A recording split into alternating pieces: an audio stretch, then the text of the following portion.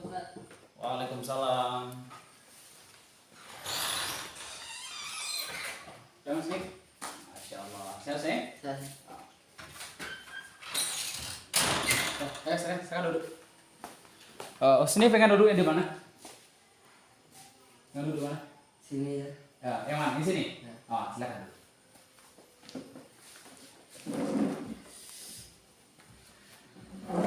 Baik, Husni. Bagaimana suasana duduknya? Alhamdulillah. Sudah nyaman seperti ini? Nyaman. Sebelum ini Husni dari mana? Dari asrama. Dari asrama. Masya Allah. Baik, Husni. Selama ini Husni sudah pernah melakukan proses konseling atau belum? Belum. Belum pernah. Belum. Baik. Konseling itu apa yang kita lakukan sekarang ini? Husni menemui saya tentu dalam keadaan bermasalah untuk menyelesaikan masalahnya. Husni ini untuk menyelesaikan masalah tujuannya apa? Untuk bahagia, untuk terlepas dari masalah. Jadi salah satu cara untuk menyelesaikan masalah itu ya seperti kita lakukan sekarang ini, yaitu proses konseling. Saya sebagai pembantu untuk memecahkan masalahnya dan memberi solusi kepada Husni, keputusan tetap sama Husni. Husni datang ke sini nanti nggak ada paksaan kan? Nggak ada paksaan. Jadi datangnya secara ikhlas ya. Dan Husni hendaknya nanti untuk menyampaikan setiap permasalahannya itu secara terbuka, nggak ada yang ditutupi, supaya masalah yang dialami nanti itu kita cepat terselesaikan tuntas, gitu sih, bisa. Nah, dalam proses konseling nanti apapun keputusan yang kita ambil secara bersama itu tetap keputusan Husni, gitu. Ya. Apapun keputusannya nanti itu Husni yang memutuskan. Tentunya dalam proses konseling ini mungkin banyak kita berbicara masalah aib individu, ya kan, keluarga dan yang lainnya, itu cukup Allah yang tahu dari kita. Insya Allah saya sebagai konselor juga sudah mengambil sumpah perjanjian untuk tetap menjaga aib klien saya itu Husni. Ya Husni? Jadi sebelum kita memulai kegiatan ini, ada baiknya kita berdoa terlebih dahulu. Tidak ada yang bisa menyelesaikan masalah kecuali Allah. Gitu sih. Ya. Baik, mari kita berdoa kepada Allah Subhanahu wa taala. Tundukkan kepalanya. Ya Allah, hanya kepada Engkau lah kami mohon ya Allah. Engkau Maha Rahman ya Allah. Engkau Maha Rahim ya Allah. Ya Allah, Kau titiplah kebahagiaan kepada saudara Husni ya Allah. Ya Allah, Kau selesaikanlah setiap permasalahannya ya Allah. Hanya kepada Engkau lah kami mohon ya Allah.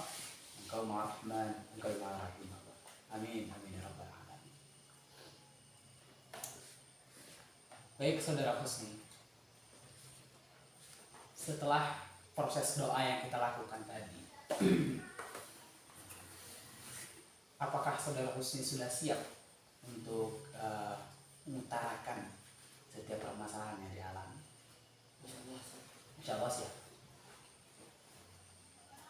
Baik saudari, silakan. Apa yang kamu rasakan sehingga kamu merasa unek-unek dalam hati kamu itu punya masalah? Silakan kamu sampaikan.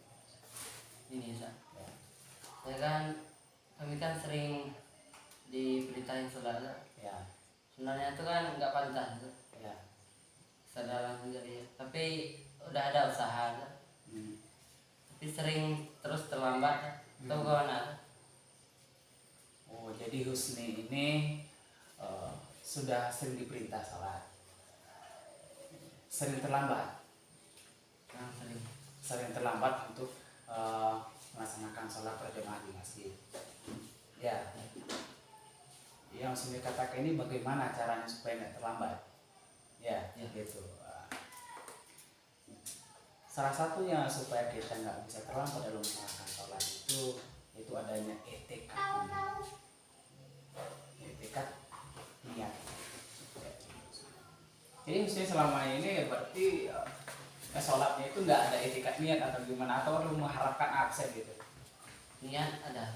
Nah, Jadi enggak ada. Udah usaha aja. ada usaha. Tapi terlambat juga. Terlambat juga. Satu konsep yang harus kita tanamkan di sini.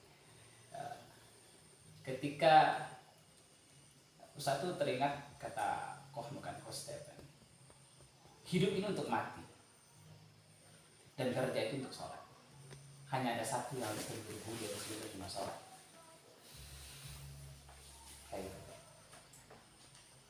Jadi apa yang harus kita tanamkan? Yaitu harus menanamkan niat yang sangat kuat bahwa kita ini besok akan mati. Maka secara tidak langsung kita akan berusaha lebih cepat. Besok saya akan mati loh. Maka kamu akan melakukan amal terbaikmu hari ini. Ya, gitu. Apa permasalahan yang Husni, apa yang membuat Husni itu bisa terlambat? Apa saja yang Niat sebenarnya ada niat menjaga sholat cepat ya. Tapi kita nggak sombong ya. ya, Tapi orang lain tuh menganggap kita sombong atau soalim gitu. ya itu. Jadi yang pertama ini persepsi ya.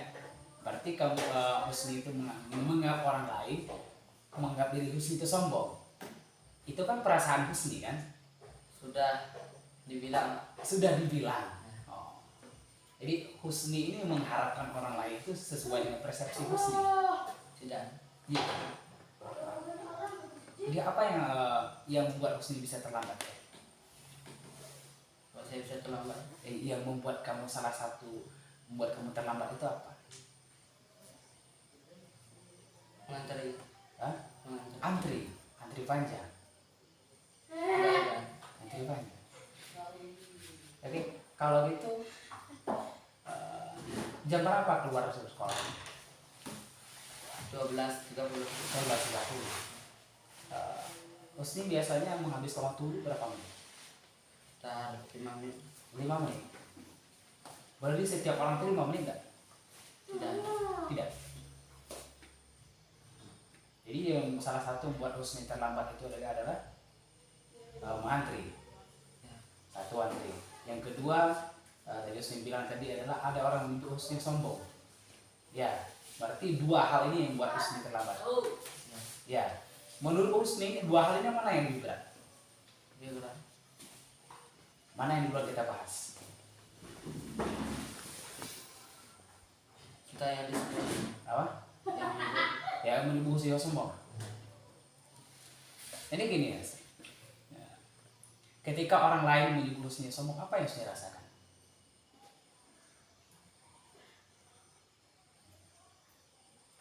kurang enak. Kurang enak. Kenapa kurang enak?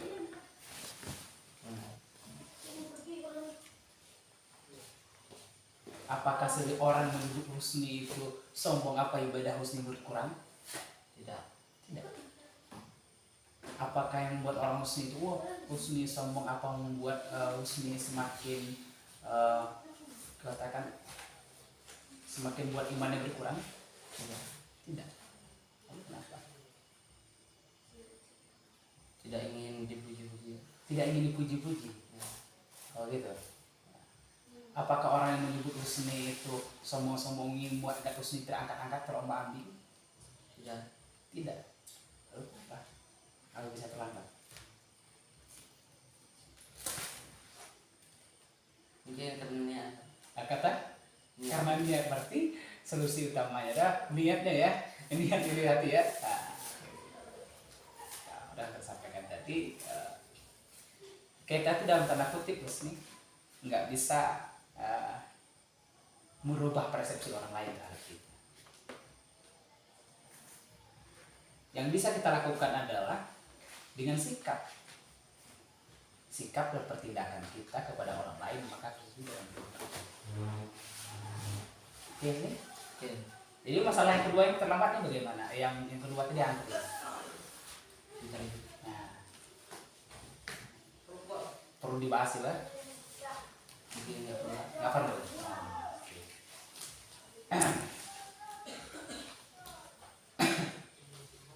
Oke, saudara Husni, mungkin untuk sekian hari ini, untuk insya Allah nanti ada kesempatan selanjutnya Husni punya masalah ataupun tidak terselesaikan, keputusan pertama tetap di Husni. Apa tadi yang pertama?